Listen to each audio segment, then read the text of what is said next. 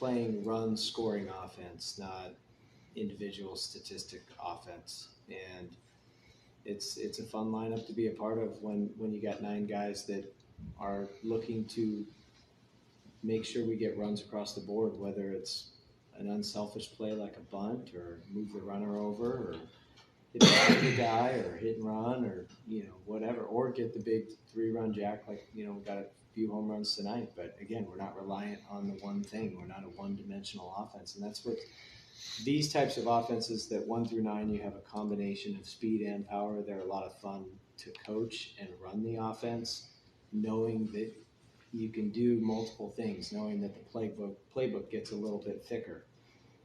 And so that's been a fun part of it. And we've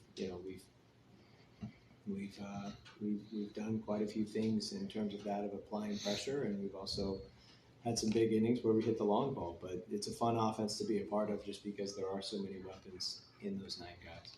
Your team looks like you're playing with a different swagger compared to the first of this season. You talk about playing with an edge, on the edge. How do you keep them, being crossing that line into overconfidence? Well, they just, they need to stay mentally free, and they need to play with this like house money feeling, and that's a big separator. We've had some times where we've, gotten a little tight, games have gotten a little close, but that's where we were to start the year. It was, everyone was kind of feeling their way through, and the belief system is really important. Everybody now knows we have a good team because they've seen it. And for them, seeing is believing, but for us, believing is seeing. We had to have the belief system first in order to do it. And that was hard because we were not having success. And that's where all the credit goes to the players, because I can say it as a coach, and the coaching staff can say it all we want, but it's the players who have to process it and truly know that they are going to trust their training, and they are going to play mentally free, and they are going to feel like they can be fearless and just go out and make mistakes and treat the field like it's a playground, and all the things. So I'm very proud of just where they were and where we are now. But with that being said,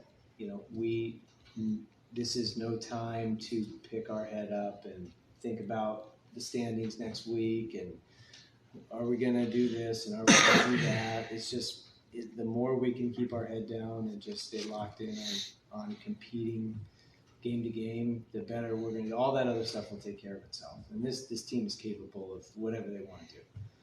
There's no reason why this team can't compete to be the last team standing. It's going to have to be reduced down to the moment and the pitch and the game, and then whatever we're doing right now is the most important thing.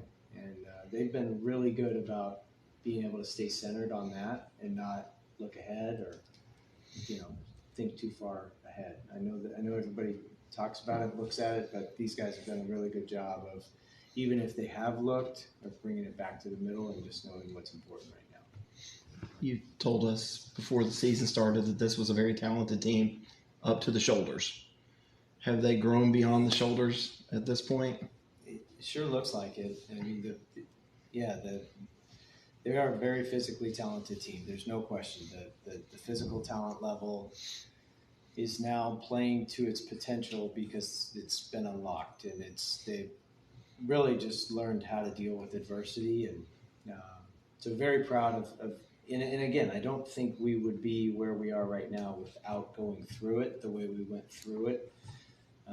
The beginning of ACC play and, losing the South Carolina series and the UCF series and, all that adversity early on has helped create the identity of this team that we have now. That's very tough. It's very resilient. It gets up every time they get knocked down. It's fun to be a part of. It's fun to watch. Anything else for Coach? Thank you, Coach. Thank you, guys.